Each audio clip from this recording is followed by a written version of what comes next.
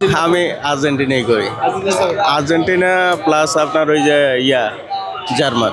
Neymar তেমন একটা তো করে নাই, তারপরে যতটুকু নামছে মোটামুটি খারাপ করে নেই। পতাকা বেচা বিক্রি মোটামুটি ভালোই হইতেছে। তবে এখন তো আপনার রাউন্ড অফ 16-তে চলে গেছে, এখন কিছুটা কম। আপনার এবার অন্যবারের তুলনায় একটু কমই চলছে। পতাকা তো আর্জেন্টিনা, ব্রাজিল, তারপরে পর্তুগাল, ফ্রান্স আর আপনার স্পেন। ওটা আর্জেন্টিনা, ব্রাজিল। আমি তো আপনার হোলসেলার, আমার আর্জেন্টিনা ব্রাজিলই বেশি, মানে একসাথে এক সমানই। একজনে যদি 500 পিস আর্জেন্টিনা নেয়, 500 পিস আবার ব্রাজিলও নিচ্ছে। এখন আমি তো এটার আলাদা করতে পারতেছি না, এক সমানে আমার থেকে সবগুলো করে নিচ্ছে। আমার তো এখন সব দলে পছন্দ, কিন্তু ব্যক্তিগতভাবে একটা পছন্দ আছে, ওটা তো আমি আর্জেন্টিনাই করি। আর্জেন্টিনা প্লাস আপনার ওই যে জার্মান।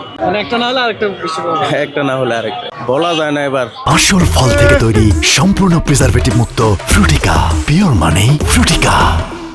কারো থেকে কেউ কম নয় যে একজনকে নিশ্চিত দেবো ওরকম কিছু না। তবে ফ্রান্স মনে হয় একটু স্পিডে আগুয়ে আছে, এদের স্পিডটা বেশি না। এখন তো আমাদের বেচা বিক্রি তেমন একটা হবে না, যা হওয়ার তো হয়ে গেছে।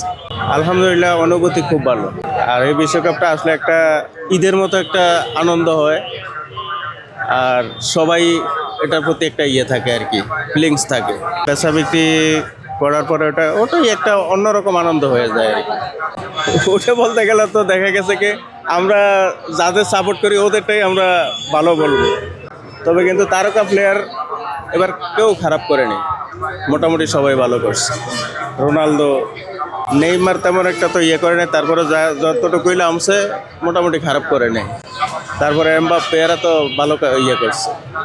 ওটা তো পুরো খেলায় যদি 6 গোল 7 গোল হয়, ওই দিছে একা 6টা। ওটা আর কি বলবো, ওটা তো আরো খুশির খবর। 6-7 গোলের ভিতরে ওই দিছে 6টা পুরা টিমের ভিতরে।